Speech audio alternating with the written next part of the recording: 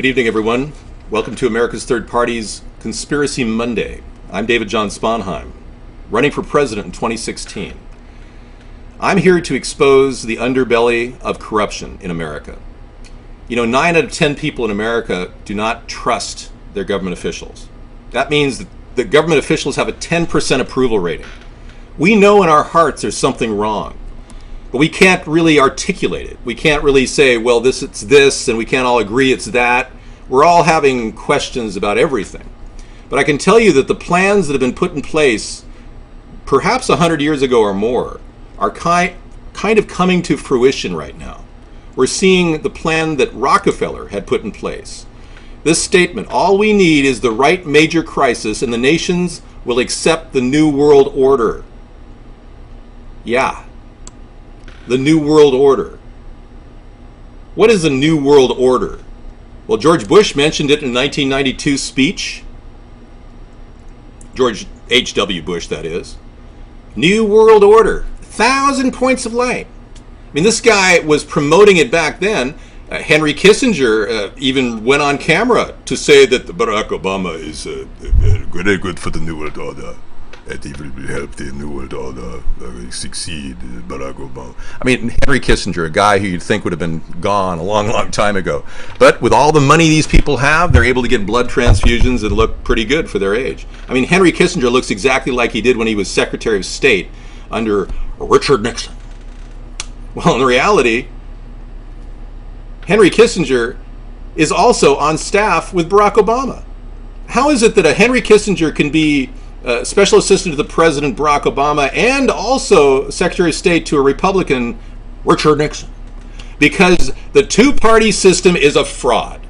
It's really a one-party system, but they've created this acrimony, this discussion between the left and the right. They've created the factionalization, the separation of the two parties so that we believe that we have a democracy, or that we believe that we have in some way point-counterpoint. Therefore, it pretty much puts all things, questions, ideas, disposes of them in the garbage, relegates them to the garbage if they aren't in the Republican Party or in the Democratic Party. That keeps everybody controlled, kind of like the game of caroms, where you carom things into one corner and you carom things in another corner. That's what this is all about. It's called caroming the votes into one corner or the other. And never the twain shall meet, and they always divide the middle. It's both sides against the middle. And that's why America has yet to form a new political party, a third party. And this problem runs so deep within our system. It's way beyond a new world order. Actually, the new world order is just the old world repackaged as a new world order. You see, these people know that oil is being wasted left and right. Our engines are completely made to be inefficient. There's technology that'll get carburetors to run with 100 miles per gallon. All of us would save tons and tons of money. But do you think they want to talk about that? No. They've made it so that cars that are really efficient are destroyed, are taken off the market, are killed. In fact, there was a major fire of an electric car company down in California a couple of years ago. I think in 2010, it completely burned down all the prototypes. We've talked about people that are developing startups to create high efficient vehicles. They end up losing. I know personally of a guy who had his entire house bought up by General Motors because he was coming up with a vehicle that got 75 miles per gallon. And GM didn't like that, so they bought his house right from under him. He made all his payments. Every single payment was on time, but they sent him foreclosure notice simply because they bought his house and they didn't want him living there. And because the house was below market value, they got rid of that. So they basically turned this guy upside down, and they went sent emails. Anyway, that's General Motors. That's what they do. They don't like competition. So we, as American people, voters, have a challenge. How are we going to break the back of the New World Order? How are we going to stop them in their tracks? Because what they're trying to do, they're trying to weaken our country. They're trying to weaken our country with bad, illegal immigration policies, weaken borders. You're seeing right now the two parties agree on a certain plan to deal with the border crisis. You've seen that before, right? Well, that's something that isn't going to resolve any problems at all. In fact, it's creating a problem. We've got incredible problems going on with an influx of illegal aliens in our country. Let me bring you up an issue right now, hot on the griddle, that I'll profile. This is just in from Fox. Thank you for the link, by the way. Agencies buying hotel rooms for a surge of Mexican illegal immigrants. Well, the two parties, they want this to happen. That is essentially why this immigration policy, which is ridiculously large, is being written. A sudden influx of illegal immigrants from Mexico requesting asylum is overwhelming immigration agents in San Diego. Their processing centers are so full they have to actually rent rooms. We talked about how this was so serious that 3 times as many illegal immigrants are coming into the country right now because they want to get in here to be grandfathered in as legal citizens. So this whole thing, whether it's Democratic or Republican, that Republicans want to exploit the labor, cheap illegal immigration creates cheap labor for big business. And then there are other people in the Democratic Party that just want more people in our country because you just want to spread the wealth of America. Have you seen how many illegals get food stamps every day in America? It's crazy. Our food stamp budget is over the top. Our country spent $16 billion last year extra in earned income tax credits for people filing illegally, who were illegal aliens, getting earned income tax credits. It's just unbelievable. $16 billion drained, gone. That's your tax money drained down the toilet. I can't even begin to enumerate the problems with the illegal immigration problem.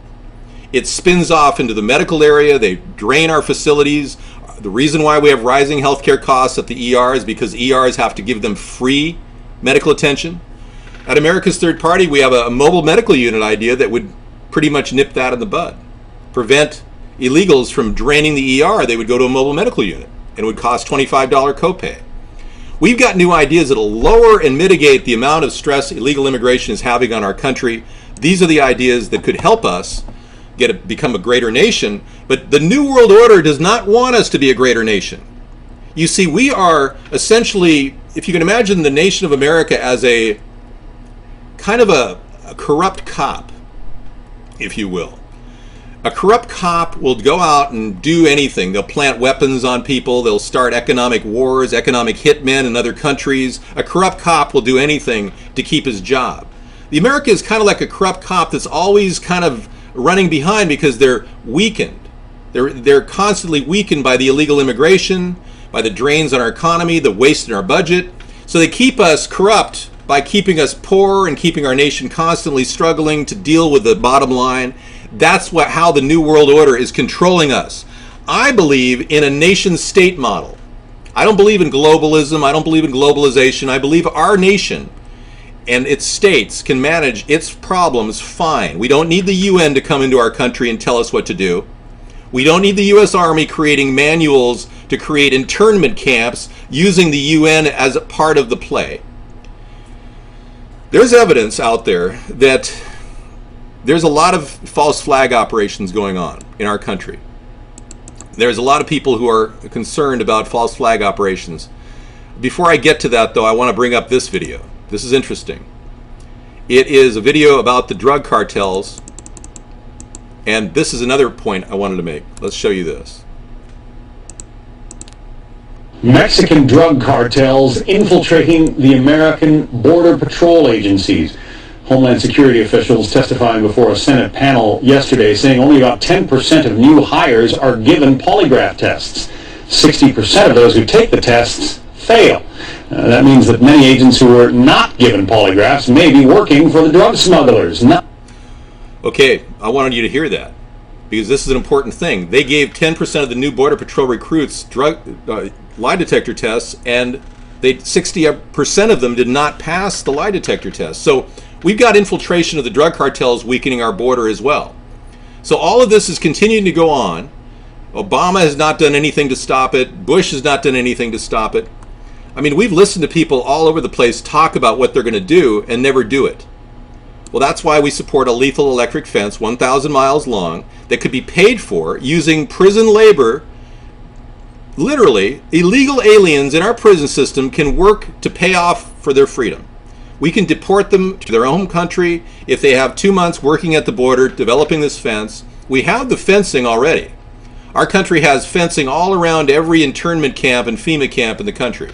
We can take that fencing down because there's no reason why this nation would need internment camps. Okay? Tell that to the U.S. Army. Tell that to Barack Obama.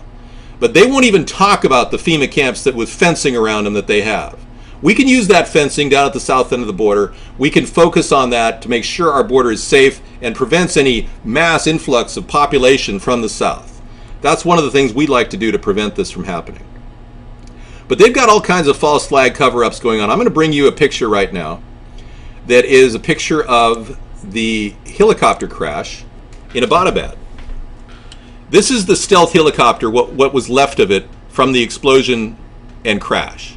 Now, there was a Twitter online at the time who tweeted one message from this location within a block away, and he said there was only one large bang.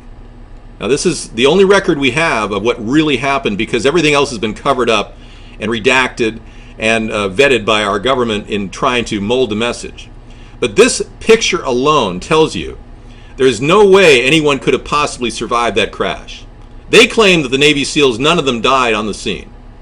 Well, a month and a half later, 31 Navy SEALs that were in this operation died in a Chinook helicopter crash in Afghanistan from an RPG or multiple RPGs, and nothing really has been talked about since. We never saw Osama bin Laden's dead body, ever. No photos were ever released, and for those of you who are told, well, if they release photos that'll create terrorism around the world, that's a lie. They released photos of Muammar Gaddafi's body being sodomized. They released photos of Saddam Hussein's body being whatever. The bottom line is, that's a lie. So Osama bin Laden's photo of his dead body is not available because it doesn't exist. Okay? That's the best thing we could possibly say. In fact, there's all these people that could easily say that Osama bin Laden was clearly dead in 2001 when Tora Bora was taken down, or maybe he never would have survived had he been hooked up to a kidney dialysis machine past 2001. Even still, I mean, how he somehow lived in a secret place and they watched this area for 5 years and never even apprehended him, and all that is preposterous. And even the idea of his body being dumped over the ocean in the North Arabian Sea at the Carl Vinson is absurd. That aircraft carrier has 2,500 people on it. Not one person had a camera? Are you telling me that not one person had a camera to show a picture of his body being dumped into the ocean? Yeah, right. Okay. So I've got other faked pictures to show you. This is an interesting picture. It talks about the Aurora, Colorado attack. What does it say? It tells me one thing. There's two people here. The guy closest to me, James Holmes, is the guy who graduated top of his class in neuroscience, Bachelor of Science at Riverside University, University of California, Riverside. That's the guy closest to me. Okay? The guy farthest away is the guy being held currently up trial for the action of killing those people in Aurora, Colorado and injuring 70 people. It's not the same guy. You can look at this photo all you want. There's no way this photo matches up. The nose is different, the lips are different, the position of the eyebrows are different. It's not the same guy, but the media would like us to believe it is the same guy. So what happened to the guy whose parents worked at DARPA, who is closest to me right here, who was a great, brilliant neuroscience guy? What happened to him? What happened to that guy? Where is he? Thank you. I got your vote. I need another vote. That's right, Manny. And Tim Osman was, in fact, the code name that the CIA used for bin Laden. He was a CIA operative on payroll since the late 70s. You're right. That's also a known fact on the blogosphere. And I want to thank all of you who are doing deep research out there on the internet, because a lot of this stuff is just pushed aside. No one hears about it. But I like to talk about these issues because they're all relevant. You probably have never even heard of this the story about George Bush and his family. George W. Bush and George H.W. Bush, that grandfather and father was Prescott Bush. Prescott Bush was the director and vice president of Union Bank of New York. Union Bank of New York was known for money laundering Adolf Hitler's funds. They were charged, they were indicted, they were fessed up to doing it. They money laundered a known tyrant in the 1940s. And there's evidence, equal evidence, that powerful people in America supported Hitler. People like Henry Ford. You know that Henry Ford won a lawsuit for the planes he lost in the bombing of Dresden? Yeah.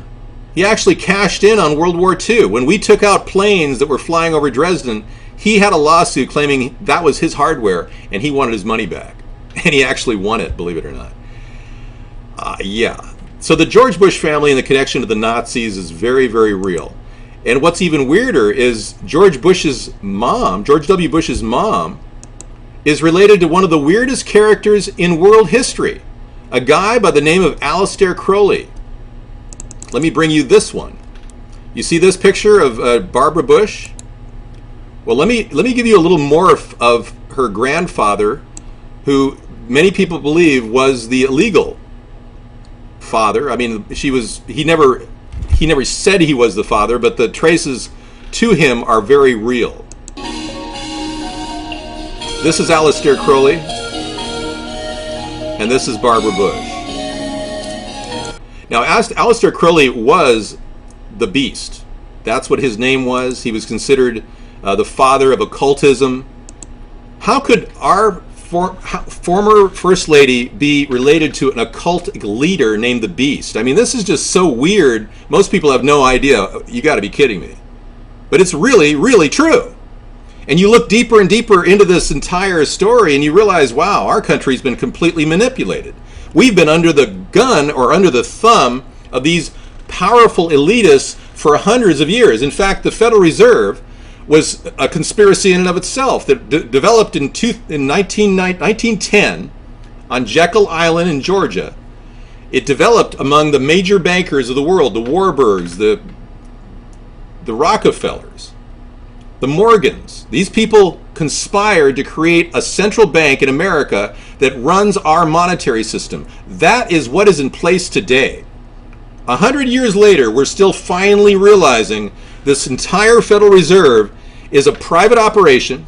They're not in any way responsible to the government. They don't answer to the government. The Government Accounting Office only looks at their domestic operations. They don't look at all their foreign investments. They're not allowed to. There's not one American who can oversee the Fed. This is the connection to the World Bank. This is the connection to the New World Order, the Federal Reserve. So we've got a big obstacle to stop in 2017. We need to retire the charter of the Federal Reserve. It's essential. We cannot possibly survive without it. Our country is going to go bankrupt. We've been bankrupt before. We're going to go bankrupt again. I want you to know that the United States of America is not going bankrupt. The United States Corporation will eventually have to go bankrupt. I'm going to show you one more thing that I think is very important. You remember the Boston Marathon attack? Well, this picture right here is of a group called a Civilian Support Team. These photos came from the actual event when the Boston Marathon bombing occurred. They were carrying backpacks just like the one that blew up at the marathon. The two guys, Dzhokhar Tsarnaev and his brother who died, were the ones named in this case. Well, Dzhokhar is now denying that he had anything to do with it. There was another person that was killed execution style, a friend of theirs that was terminated. His father, who was a Chechen national, said that his son was shot in the back of his head. He was a witness to a lot of information.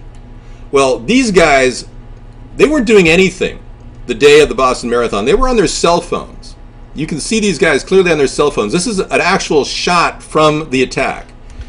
They got in their SUV, their military-style SUV, and got out of there right after this. They weren't first responders. No one can explain why they were there. No one can explain anything about these guys. That is the problem.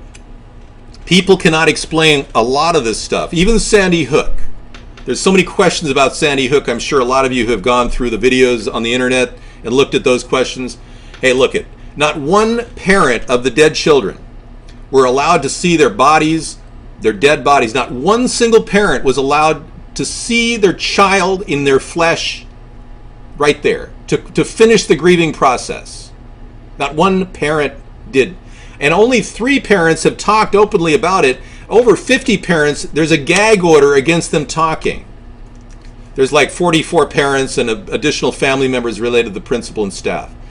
The whole thing smells to high heaven. Lieutenant Vance of the Connecticut Police Department has not revealed a police report, and we're going on August. They said maybe it would come out in September. Still, no police report from this event. Smells like a rat, doesn't it? Well, guess what? They want to get rid of the Sandy Hook Elementary School now. They want to level it. So there's no witnesses at all, no verifiable evidence, nothing. Interesting.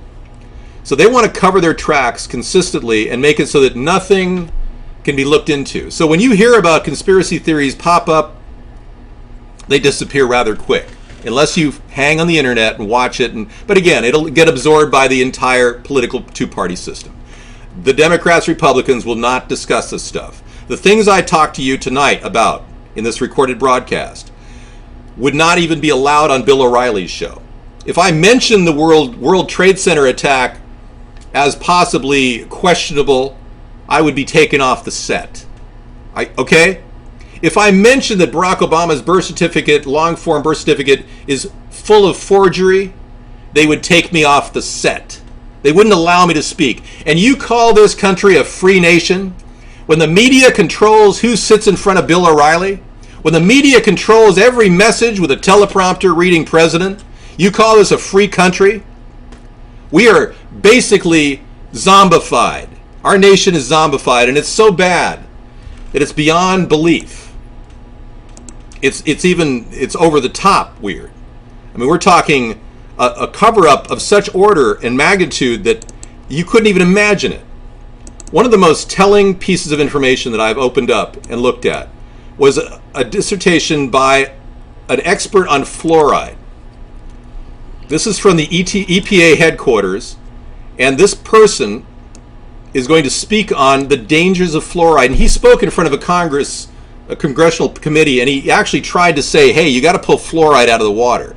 It's literally dumbing down the American people. The municipal water supply in over 150 cities is contaminated with a particle that is slightly more toxic than lead and slightly less toxic than arsenic. Listen to what he says about fluoride. Dr. Hersey.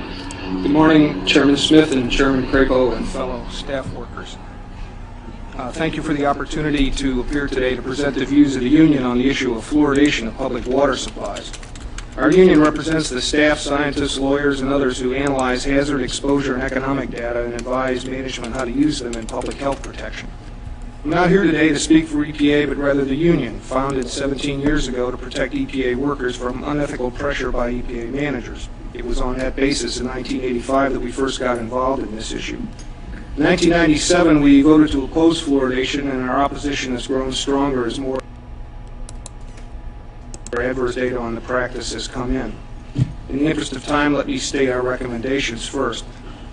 We ask that you order an independent review of the cancer bioassay of sodium fluoride mandated in 1977 by Congress. Evidence for carcinogenicity in that assay was systematically downgraded by a special executive branch commission appointed and run by the very agencies that Congress did not trust to run the bioassay in the first place. That action saved fluoridation temporarily. We ask that you order chronic toxicity studies on the 2 waste products that are now used in 90% of fluoridation programs. EPA says there are at present no chronic toxicity data on them, and we ask that you order EPA set an MCL for fluoride that's truly protective of all American citizens, infants and adults alike, because the current one does not, in violation of the Safe Drinking Water Act. We ask that you order epidemiology studies using dental fluorosis as an index of exposure to determine the extent of other toxic effects, especially effects on the brain and bone in the population that are attributable to fluoride. Okay, therein it lies the problem. The toxicity levels to the neurology of laboratory animals is through the roof. Sodium fluoride was first introduced into our society in the early turn of the century as rat poison when the FDA was constructed, and that's one of the reasons why it's not being studied, because it was grandfathered in. It was so prevalent in our society as rat poison that they grandfathered it in, saying it was perfectly fine. So they put it in our water supply. Seriously. And they think that's okay. Thank you for speaking the truth too, you guys. You guys are going to be speaking about a third party in the coming years, so I need all of you to be on track with where we're at. We will end fluoridation in municipal water supplies. I'm not trying to take fluoride out of your toothpaste. You guys can choose between fluoridated toothpaste or non-fluoridated. There's some brands out there like Tom's of Maine, and Trader Joe's makes one that doesn't have fluoride, but you can make those decisions yourself. But that's something that the people should choose, not some overseeing authority. Now, that guy who just spoke, he was trying desperately to get the government to stop the fluoridation because he knew that the studies he'd seen at Harvard Medical Review, and recent studies too confirm this in 2012, that fluoride definitely causes neurological impairment and can lead to permanent mental disorders very similar to ADHD and childhood autism. Increase in childhood autism over the past 30 years is parallel to the increase in fluoride in our water supply. Isn't that interesting? In any event, we obviously have a lot more to do to get rid of conspiracies than just talk about it. We constructed America's Third Party because we believe that we can do this. We believe that the future is now. We can get a new presidential candidate, a third-party candidate, to challenge these two parties in the coming election. We need your help, though, to do it. In order to get on the ballot in any one of the states, you have to go to our website, americasthirdparty.com, and actually kick on your state and find out the laws. But it is possible for a third-party candidate to get on the ballot in your state. The first state we're working on is Iowa. If you know anybody in Iowa, I want you to tell them to come into our room or go to americasthirdparty.com and check out the download petition button on the main page. Because we can get on the ballot in Iowa. That might be the ticket I need to get into the mainstream media and talk about a lot of these key issues that are getting ignored. In any event, I want all of you to continue your effort learning and becoming aware about what's happening and try to break the cosmic egg of stupidity that has been put around our minds, to get into the idea of opening our thoughts to the possibility of a sustainable country, a nation that can run on cars that get 100 miles per gallon, that can finance growth and see American jobs grown in this country. The reason why there are no American jobs being born out of this two-party system is they want our nation to be poor.